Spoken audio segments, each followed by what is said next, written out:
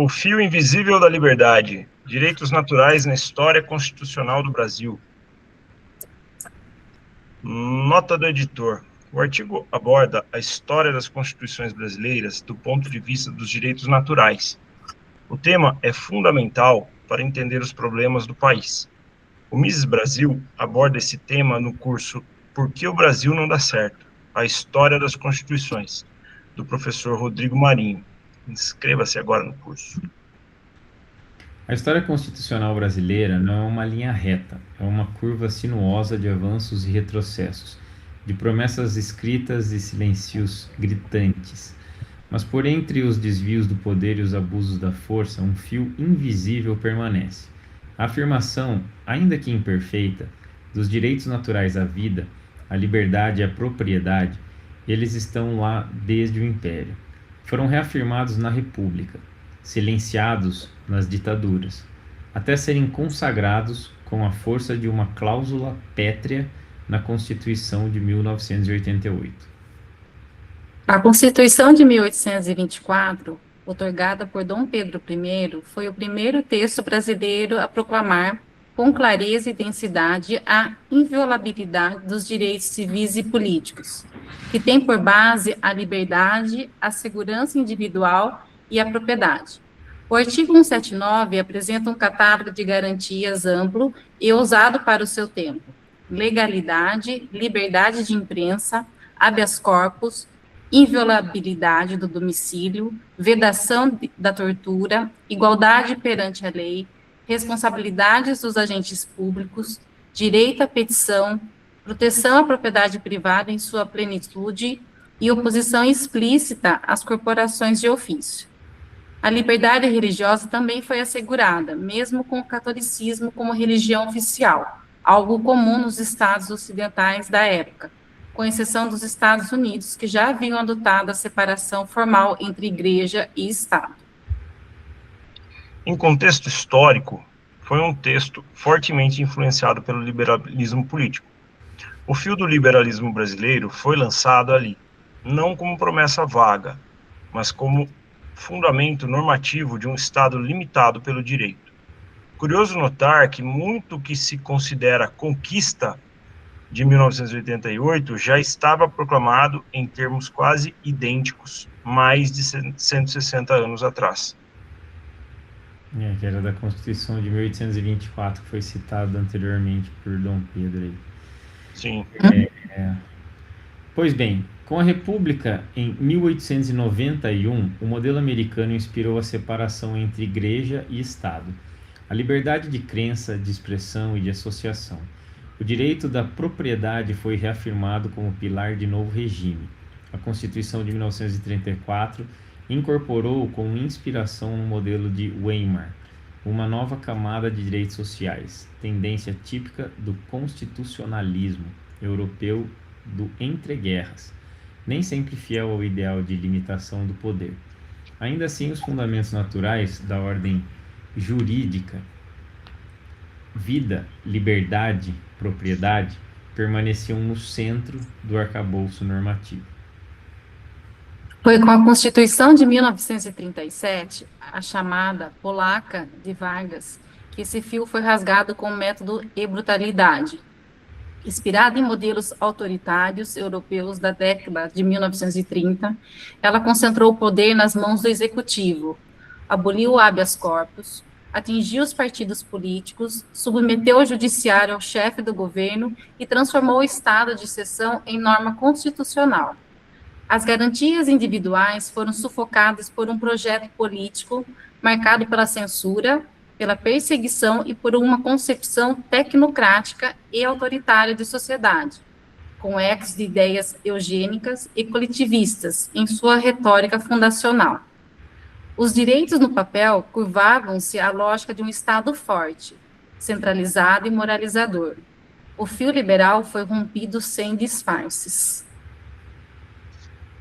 Com a redemocratização de 1946, o fio, antes rasgado, foi costurado novamente. Agora, com garantias mais firmes, como a previsão expressa do mandado de segurança e o fortalecimento do habeas corpus. já reconhecido desde 1824. Os fundamentos retornaram sob uma roupagem mais moderna, com reforço das garantias processuais e respeito à ordem democrática. O golpe de 1964 representou um novo retrocesso. A Constituição de 1967 e a Emenda Constitucional número 1 de 1969 mantinham no texto os direitos naturais, mas os atos institucionais, especialmente o AI-5, rasgavam essa promessa. Prendia-se sem culpa, caçava-se sem processo, suspendia-se o habeas corpus. A propriedade, a liberdade e a própria vida estavam à mercê da conveniência política. O direito foi instrumentalizado, a exceção virou regra. O fio, mais uma vez, foi rasgado. Foi somente com a Constituição de 1988 que os direitos naturais receberam um escudo normativo à sua altura. Eles estão no coração do artigo 5º e mais, foram blindados contra o arbítrio pelo artigo 6º, parágrafo 4º, que os protege como cláusulas pétreas. Não podem ser abolidos nem por emenda constitucional. A vida, a liberdade e a propriedade deixaram de ser apenas promessas de papel. Passaram a ser princípios intocáveis, ao menos no plano normativo. O fio, tantas vezes rasgado, foi costurado de volta, agora uma linha inquebrantável, pétrea. Isso não significa que a Constituição de 1988 seja perfeita, ou que o Estado brasileiro tenha se mantido fiel a esse compromisso, mas foi um marco irreversível, o reconhecimento jurídico da liberdade como cláusula incontornável. O caminho não foi fácil, mas o fio resistiu. Hoje, ao defender os direitos naturais em face de um judiciário que muitas vezes oscila entre o protagonismo e o autoritarismo, não se inventa uma nova tradição, reafirma-se a mais antiga, porque o Estado existe para preservar a liberdade, e o texto constitucional, quando respeitado, é o maior aliado de quem não abre mão dela. Em um tempo no qual decisões judiciais, por vezes, reinterpretam ou desafiam esses limites, o artigo 5º segue como âncora contra os excessos que a história já conhece demais. Os positivistas podem ficar tranquilos. Não é preciso defender a criação dos direitos naturais no Brasil. A Constituição de 1988 não os inventa, ela os assegura. Essa escolha de verbo no preâmbulo é reveladora. Os constituintes não pretendiam instaurar um novo regime de direitos, mas proteger juridicamente aqueles que sempre acompanharam a trajetória civilizatória brasileira, ainda que nem sempre respeitados. Ao proclamar a inviolabilidade da vida, da liberdade e da propriedade no artigo 5º, a Constituição apenas reafirma o que o povo já reconhece como legítimo.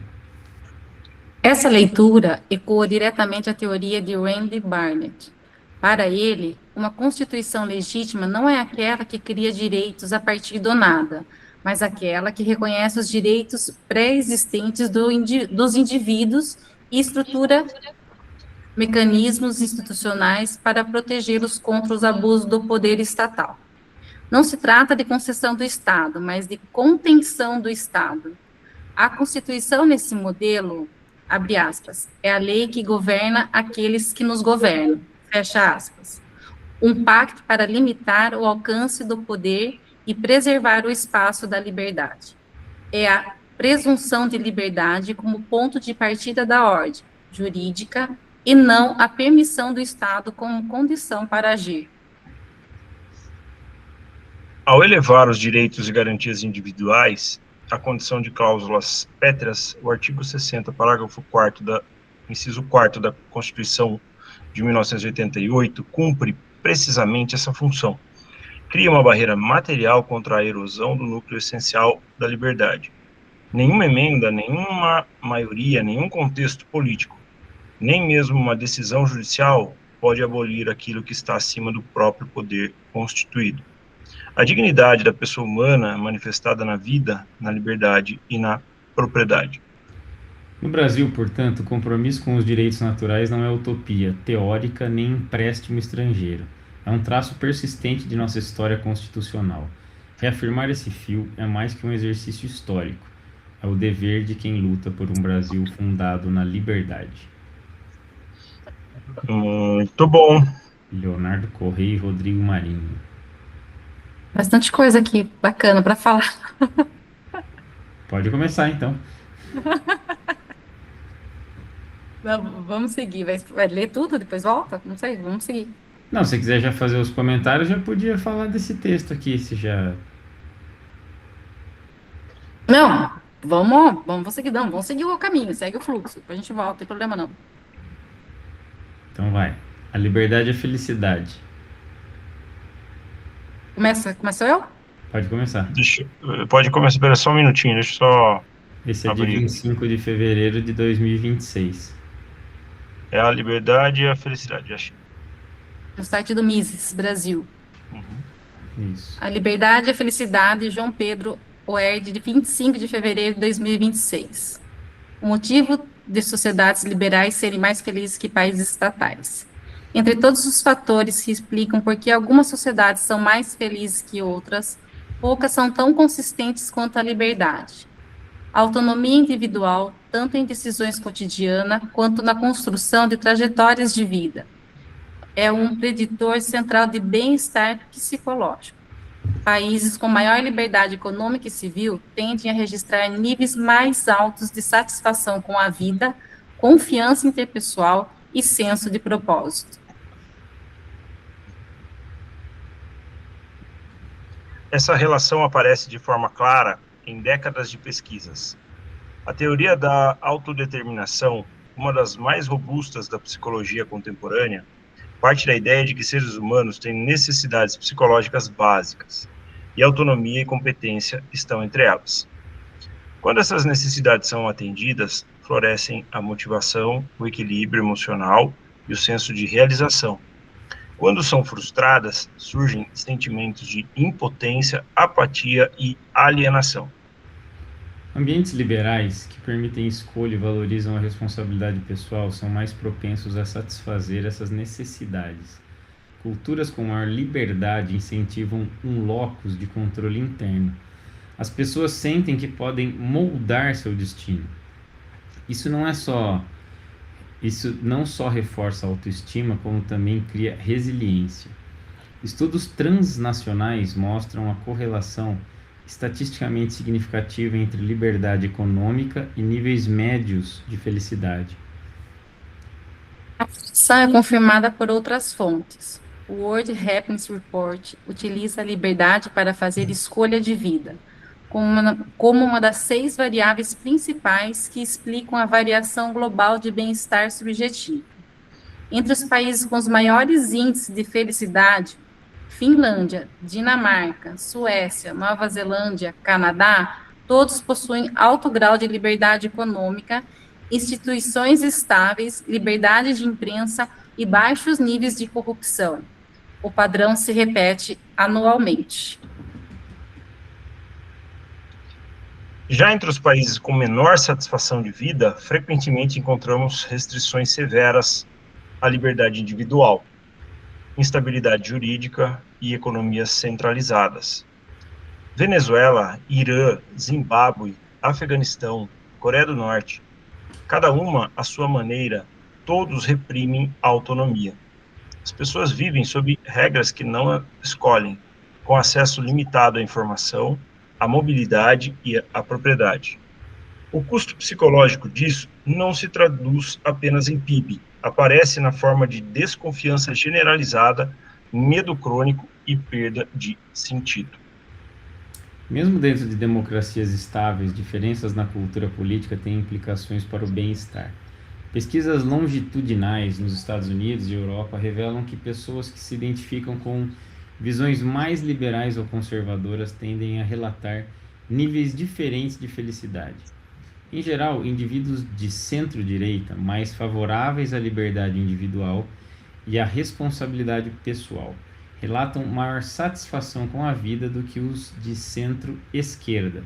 Um estudo da Pew Research nos Estados Unidos encontrou que conservadores se dizem muito felizes com o dobro da frequência dos liberais. Há debate sobre causalidade, mas uma hipótese forte é que culturas que associam o esforço ao mérito reforçam a autoestima e o protagonismo, ao passo que visões que enfatizam estruturas opressoras e vitimização reduzem a agência percebida e, com ela, a sensação de controle. Outro pilar do bem-estar em sociedades mais livres é a valorização da família. Quando o Estado não se coloca como tutor absoluto do indivíduo, abre-se espaço para que laços comunitários e familiares retomem sua centralidade. Modelos liberais, ao promoverem autonomia e responsabilidade, acabam atribuindo à família um papel mais ativo na formação de valores, no apoio emocional e no suporte material entre gerações.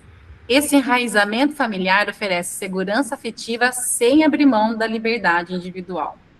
Em países onde a intervenção estatal é menor e a cultura valoriza o protagonismo dos núcleos familiares, como Estados Unidos e Suíça, observa-se maior coesão comunitária e menor solidão crônica. Dois fatores fortemente associados à felicidade de longo prazo.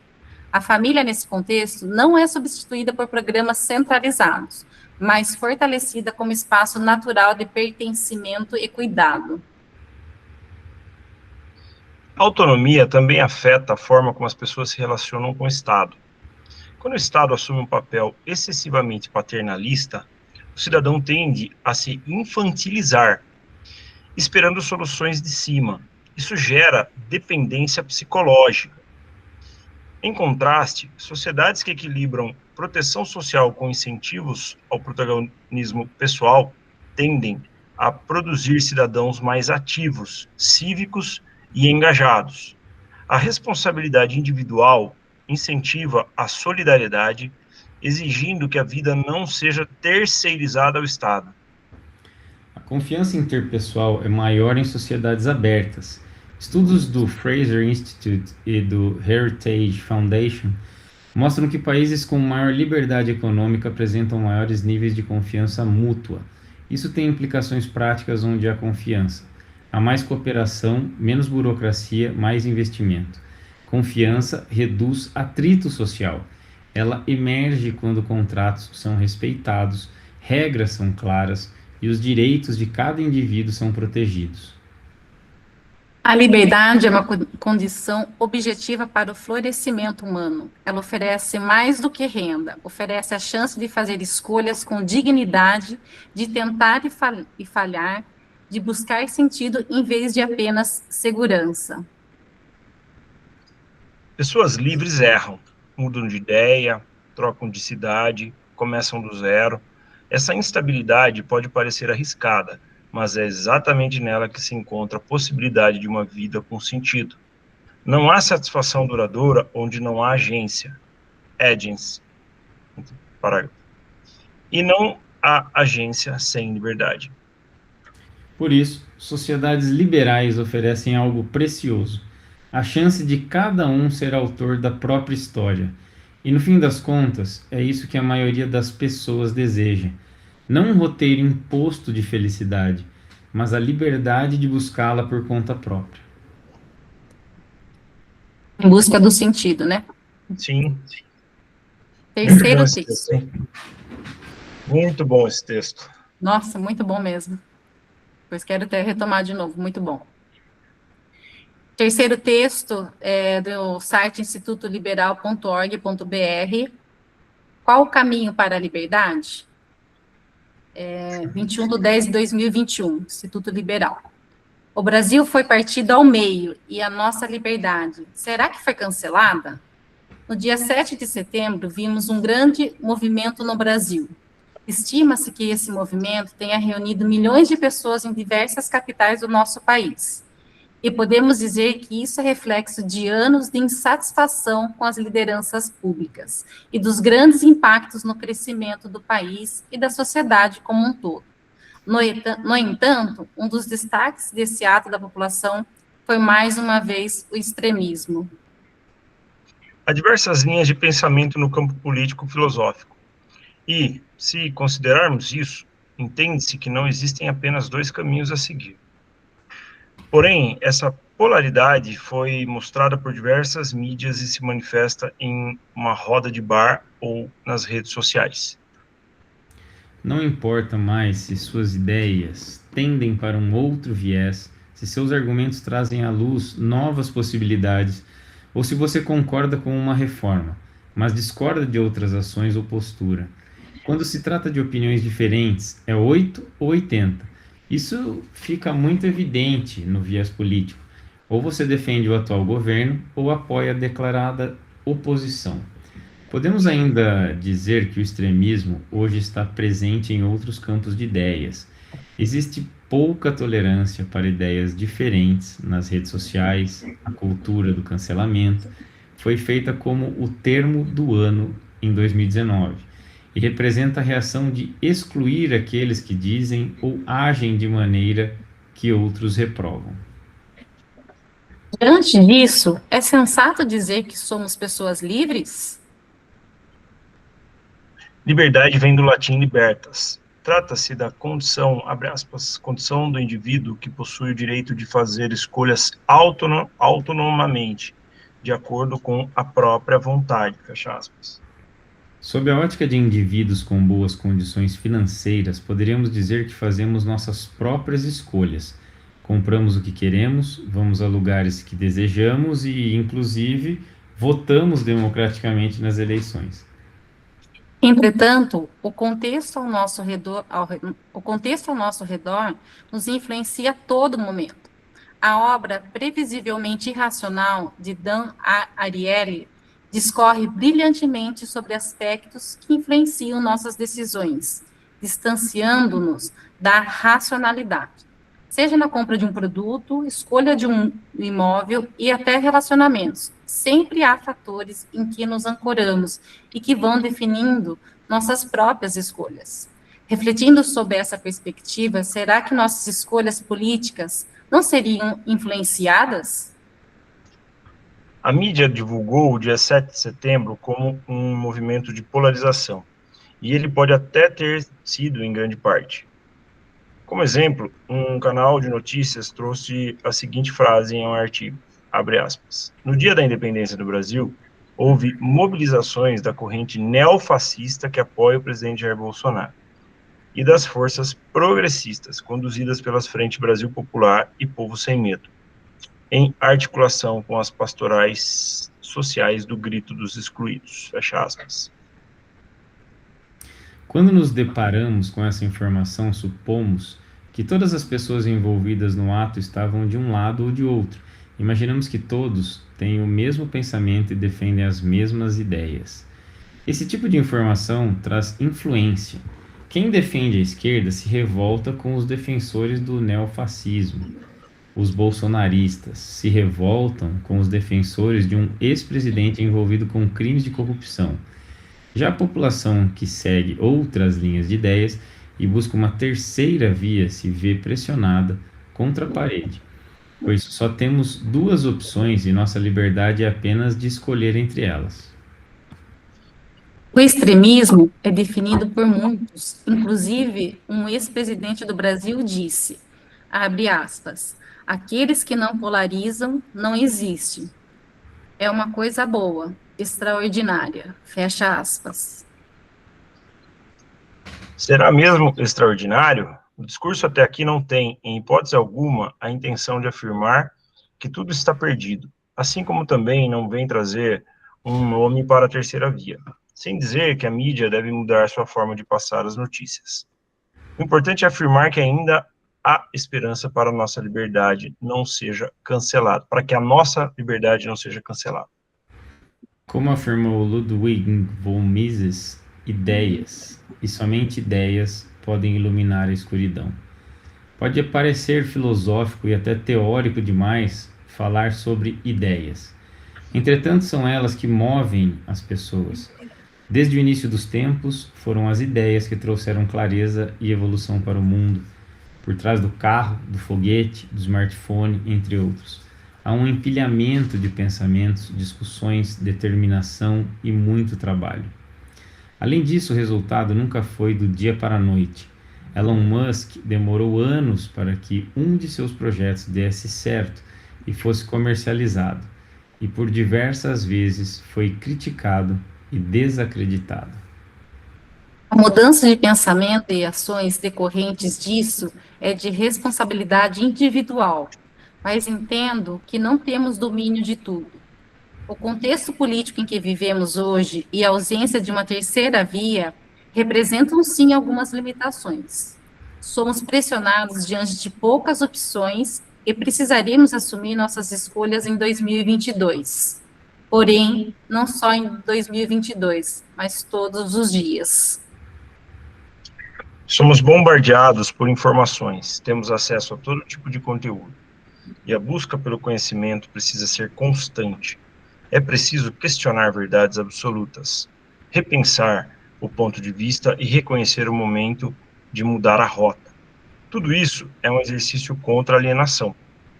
Contudo, o que vai determinar quem somos dentro de uma sociedade são os princípios e valores que construímos ao longo da vida. Esses também serão decisivos para nos guiar perante a família, no ambiente de trabalho e nas relações sociais. O Instituto Líderes do Amanhã, por exemplo, reúne diversos associados, pessoas muito diferentes, com alguns valores em comum. Indivíduos que se propõem a estudar, debater, aplicar conhecimento no dia a dia e compartilhar ideias, impactando um pedacinho do mundo. Este é o caminho. Ideias e atitudes no cotidiano é que podem transformar pessoas e nos aproximar da liberdade. Afinal, como disse Margaret Mead, abre aspas, nunca duvide de que um pequeno grupo de pessoas conscientes e engajada possa mudar o mundo, fecha aspas. Ó, bem legal. Gente, que legal. É, tem uma frase que eu não lembro exatamente, mas que é essa, sempre o mundo sempre é mudado por um número pequeno de pessoas conscientes, né? Uma coisa legal, muito bom. Esse texto, principalmente, ele traz muito aqui de falar de ideias, né, de que as coisas, dos grupos de ideias, o quanto são mudados, o quanto são, daí ele dá os exemplos, daí do Elon Musk, mas aqui, e de um grupo pequeno, começa de um grupo pequeno mesmo discutindo as ideias. Eu acho que esse final, apesar que o meu preferido de hoje foi o texto 2, mas esse aqui eu acho que fechou dentro do nosso objetivo, né, de discutirmos, trazermos as ideias, entendemos aqui os textos, a realidade que está acontecendo hoje. Aqui, por exemplo, muito está falando, hoje você vê, né, contra a alienação. Hoje, com a rede social, as pessoas pegam um recorte de um vídeo, não vão entender todo o contexto, já sai falando, cancelando, tendo os cancelamentos. Essa pura realidade hoje, como foi no nosso encontro passado, que a gente trouxe a propriedade privada, né, o conhecimento, hoje eu trago esse contexto para os dias de hoje, é o tal do cancelamento na rede social. Sim. Então, né, trazendo dentro de um contexto que as pessoas, numa pressa, sem investigar, sem ver um vídeo todo, pega apenas um recorte e faz daquilo um cancelamento, uma posição, um vídeo que discorre por toda aí a rede social. Então, eu acho que, assim, ficou bem claro aí para mim, dentro das redes sociais, isso. Legal. Eu acho que eu achei interessante aqui que ele fala esse texto do Caminho da Liberdade, é um texto de 2021, um texto mais antigo em relação aos outros dois que nós lemos. É um texto que aparentemente foi pós-pandemia, assim, então era uma coisa que estava recente, né? E aqui ele fala também das redes sociais, fala dessa questão do cancelamento, que tem essa polarização. Então a pessoa pensa que ou é de esquerda ou é de direita e não tem uma terceira via. Assim, eu acredito que existem tribos, existem pessoas, as pessoas pensam de forma diferente. A gente não pode pensar que existe só esquerda e só direita, né? Eu acho que a gente tem que ter a consciência que as pessoas são diferentes, mas que temos objetivos em comum. Eu acho que é nessa linha que a gente tem que pensar. E nós temos que sempre estarmos abertos, como a gente já falou aqui antes, né? Para a gente debater. Como ele falou que tem até um instituto aqui, né? que eu não... Amanhã, né? É que ele fala, cita o Mises, né, que fala das ideias, só as ideias podem iluminar a escuridão, e daí que existe um grupo que, pelo que eu entendi, vai estar bem alinhado, os líderes do amanhã, que eles estão bem Diz amanhã. alinhados com o nosso propósito, que é a gente pegar os textos, pegarmos conceitos e conversarmos a respeito, né? Sim, Então, a gente não ficar com uma ideia fixa e achar que eu sou o dono da verdade, mas sim ouvir uma opinião diferente e talvez aceitar essa opinião diferente ou talvez criar uma terceira opinião, né? Uma sim. fusão dessas duas opiniões. Aí eu não sei se o Rafa quer comentar alguma coisa desse Quero. texto aqui. Então, eu achei interessante, né, o que você falou, né? Eu vejo muito assim que muito dos conflitos vem da falta do conhecimento, né? Porque a polarização ela vem porque o brasileiro, acho que por essa cultura futebolística, né, que é o esporte do brasileiro e tudo mais, aí eu vejo isso há muito tempo que eu participo de grupos de política, né? Essa coisa da futebolização, né? A futebolização, ou se você e eu como liberal, é muito claro isso, né? Que eu falo, pô, eu não sou nem Lula nem Bolsonaro, eu sou liberal, eu defendo a, a, a, a, a gente costuma dizer que direita e esquerda é como se fosse uma régua, né? Vamos supor, a, quanto mais para a esquerda, mais autoritarismo, quanto mais para a direita, mais liberdade. Então, assim, aí tem vários graus de liberdade e de autoritarismo, né? A gente fez aquele que a gente respondeu, como fala, aquele Pesquisa. quiz, naquela pesquisinha lá que a gente respondeu, né, que deu, para cada um deu uma coisa, é sobre aquilo, aí ainda que ela é pequena, a gente pode colocar mais coisas nela para entender entre direita e esquerda e entender onde que cada um tá, né, onde que cada um se localiza, e não vestir uma camiseta de um time, eu sou do azul, você é do vermelho, né, então assim, o brasileiro está fazendo muito isso, e por quê? Porque ele não tem conhecimento, ele não lê, ele não estuda, infelizmente, essa é a nossa realidade, né? Eu converso com gente todo dia que, poxa, e aí a gente tá aí com um monte de livro, não é que a gente sabe, que a gente é mais do que ninguém, mas a gente tem um pouquinho mais de conhecimento porque a gente gosta de estudar, gosta de ler, então isso traz um pouco mais de luz para a gente. Então, quando eu vejo essa coisa da polarização, ela não deixa entrar né? E a terceira via é coisa interessante, né? A terceira via, na verdade, é uma outra via que vai ter que tomar conta, né? Na verdade, não vai ter uma terceira via.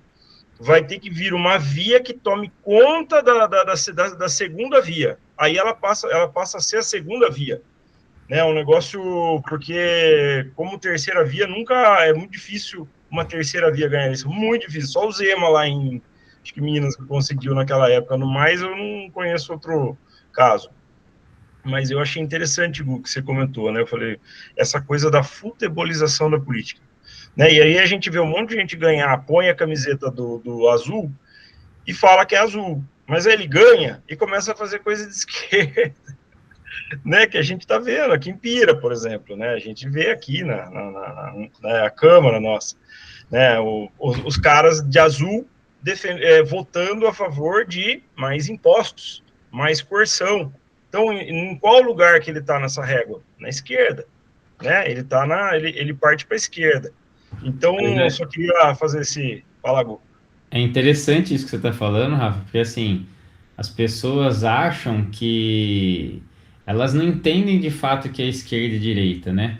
Eles entendem o que, por exemplo, a pessoa que é de esquerda, ele vai, sei lá, ele vai querer gerar mais, não necessariamente emprego, né? Mas ele vai querer dar mais benefícios, vamos dizer, em termos gerais, assim, para o funcionário, talvez tirar um pouco da responsabilidade, ser mais paternalista, né? Eu acho que o Sim, esquerda no Brasil, ele, para mim, isso, né? Ele reflete mais esse paternalismo, essa ajuda essa falsa ajuda do Estado para com a população, que na verdade, no fundo, acaba, de certa forma, a longo prazo, escravizando essa população, empobrecendo cada vez mais essa população, né? E Sim, aí, o cara que se fala que é de direita, ele que às vezes ele quer pegar uma carona com alguém que foi benquisto, que teve uma repercussão, né? E foi bem visto por boa parte da população que falava a respeito de trabalho. Não, nós temos que trabalhar, tudo bem, ter direitos iguais, mas nós precisamos trabalhar, nós precisamos da meritocracia, né? Que era batida muito nessa tecla. E só que o pessoal não associa, né? Tanto que com aquele quiz que a gente fez, por sim. exemplo, às vezes as pessoas respondem que, por exemplo, tem que aumentar tributo, tem que fazer mais tributo, porque tendo mais arrecadação, nós vamos conseguir fazer mais coisas para a própria população. Só que na verdade a gente vê que de fato não é bem isso que acontece, né? E não é o fato de ter maior arrecadação que nós vamos ter maior benefício, né? Então, de fato, é assim, uma hora a conta não fecha, né? Então, está empobrecendo mais a população, né? Então, acho que é isso daí. Daí eu não sei se você quer comentar mais alguma coisa, só queria fazer esse Legal. comentário em cima disso que você tinha falado, que eu acho que as pessoas não sabem de fato essa definição, né? Por isso até que eu acho que a gente tem que pegar nesses conceitos e conceituar para a gente alinhar, todo mundo tá falando a mesma língua, né? Sim.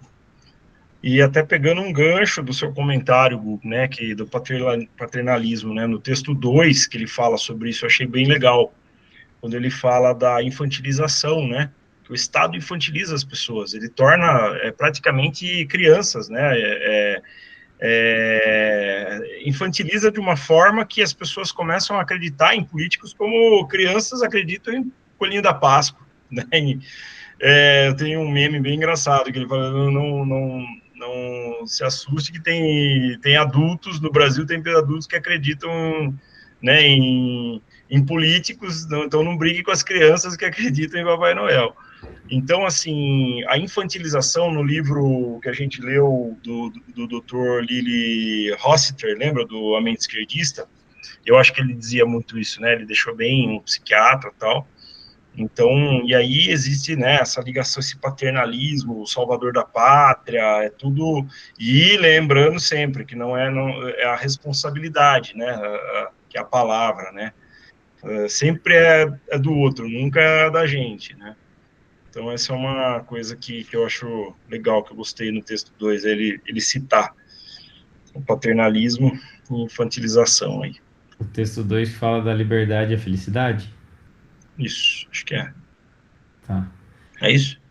Daí o texto 2 eu acho que ele fala bastante dessa parte de felicidade, né? E ele comenta, ele atrela liberdade com a felicidade, e quanto mais a pessoa tem liberdade e ela tendo liberdade, ela pode se arriscar a fazer alguma coisa. Então, por exemplo, ela pode empreender, ela pode abrir um negócio. Até pode ser que esse negócio não dê certo, né? Mas ela tem a possibilidade. Se der certo, ela vai ganhar muito mais dinheiro do que ela ficar estagnada sem fazer nada também, né? E aí entra a responsabilidade, porque a pessoa tem que correr riscos. Então, Sim, ela, por si só, ela não adianta depois querer culpar ninguém, né? Então, a gente tem que entender a regra do jogo e ir para cima, né?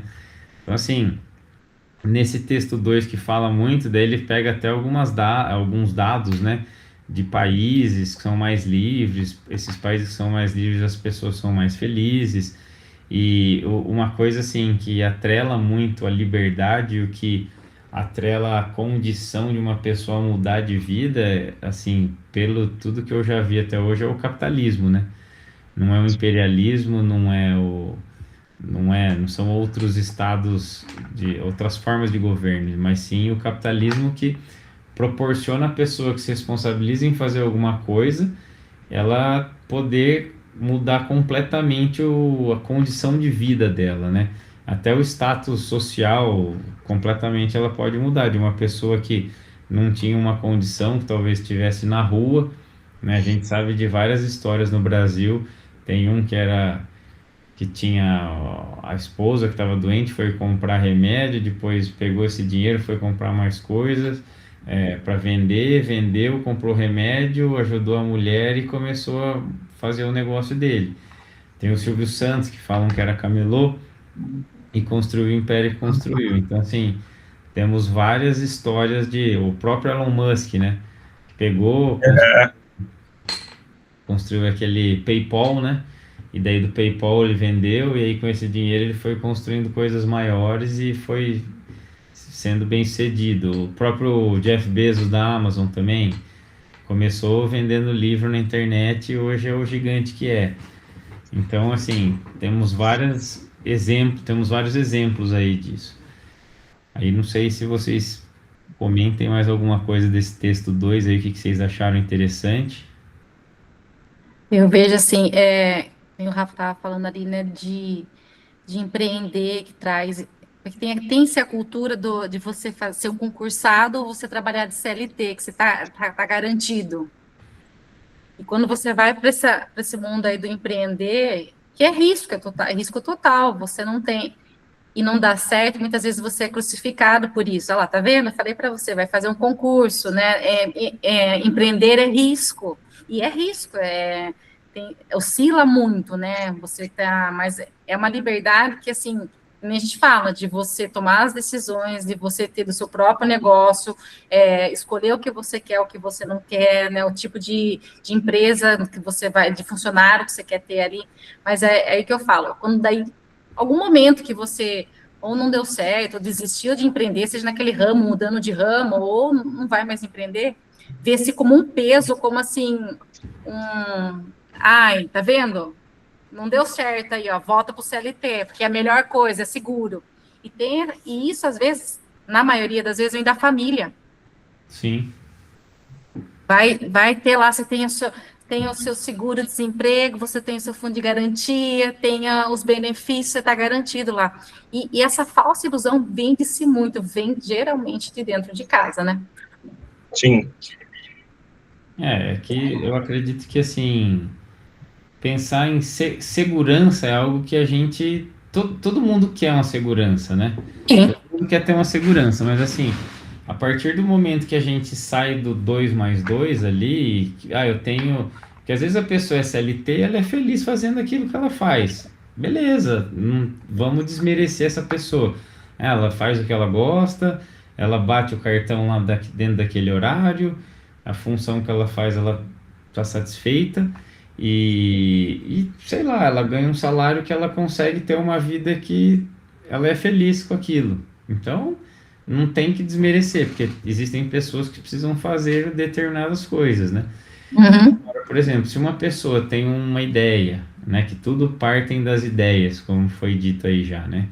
Então, tudo parte de ideias. Eu tive uma ideia de fazer um negócio assim, e normalmente é muito falado. Encontre o problema, encontre a solução de determinado problema que te incomoda, que você vai construir um negócio bom, né? Se tiver uma aderência aí, claro, se as pessoas conseguirem ver isso como uma solução problema de fato.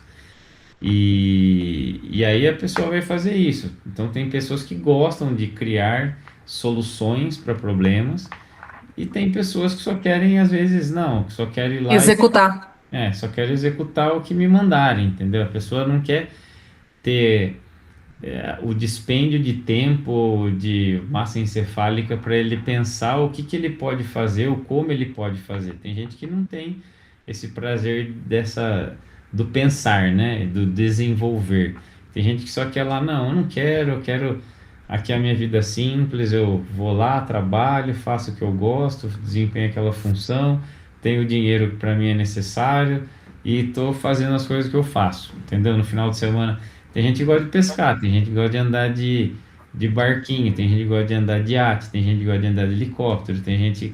Então, as pessoas são diferentes, é disso que a gente está falando, né? Então, não é todo mundo que precisa ter um jato, não é todo mundo que precisa ter um iate, não é todo mundo que precisa ir pescar, entendeu? Tem gente que gosta de ficar só indo em churrasco e jogando truco, tem gente que gosta de ver os amigos, fazer uma confraria, então tem gosto para todo mundo, e eu acho que isso Uhum. que eles batem nessa tecla e usam o termo diversidade, né? Essa diversidade é o que enriquece a sociedade quando os diferentes se respeitam, né? E Sim. não quando um diferente chega e fala com o outro diferente e não existe respeito. Aí eu acho que é uma estagnação, né? Mas vamos em frente.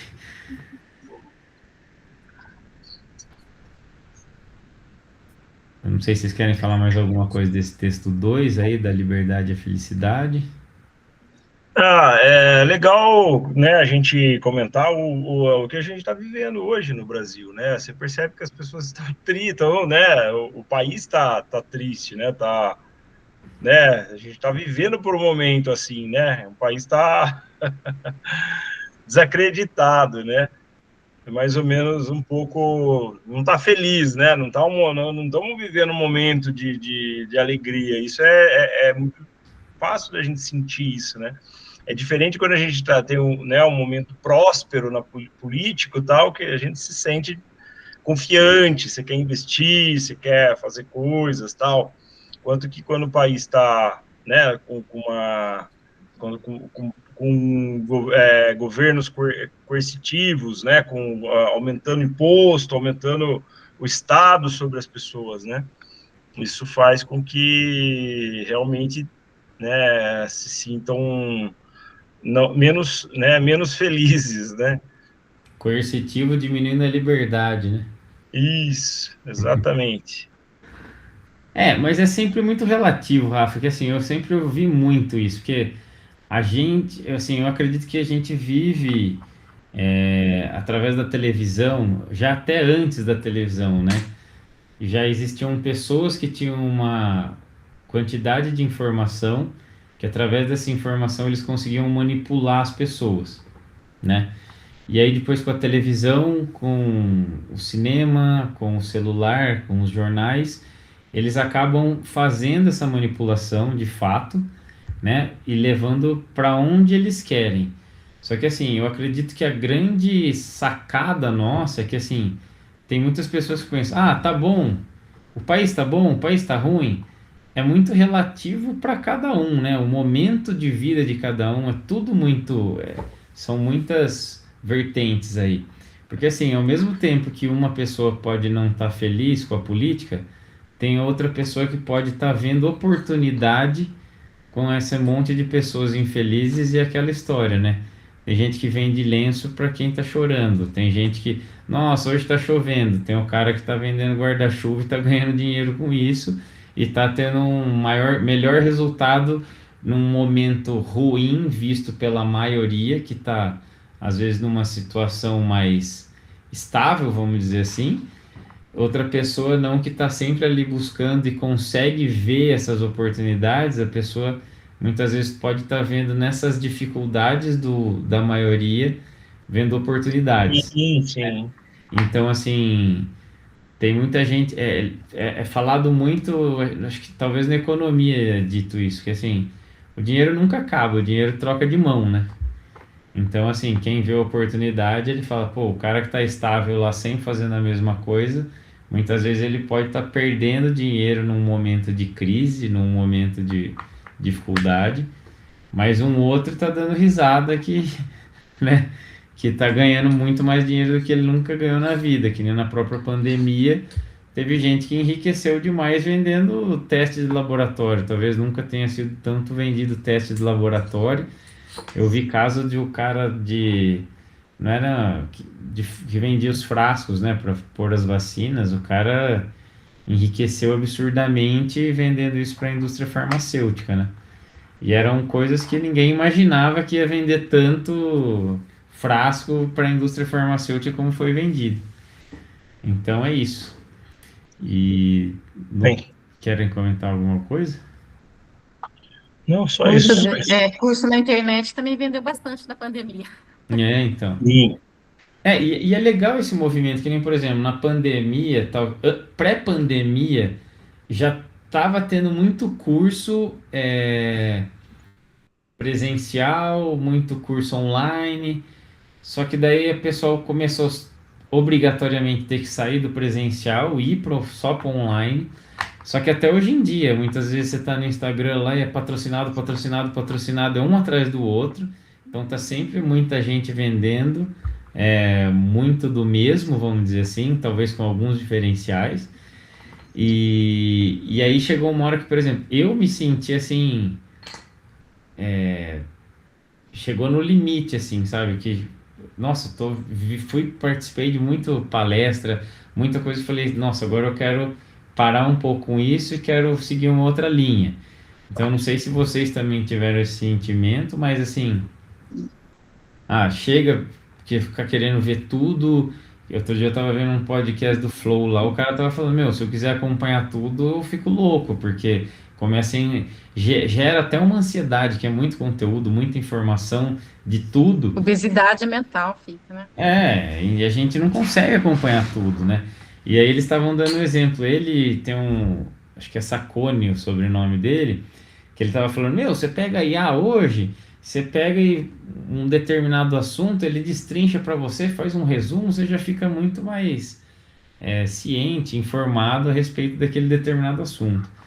Então é isso, é a gente buscar o que de fato é interessante, assim, o que de fato me instiga, o que me interessa, né?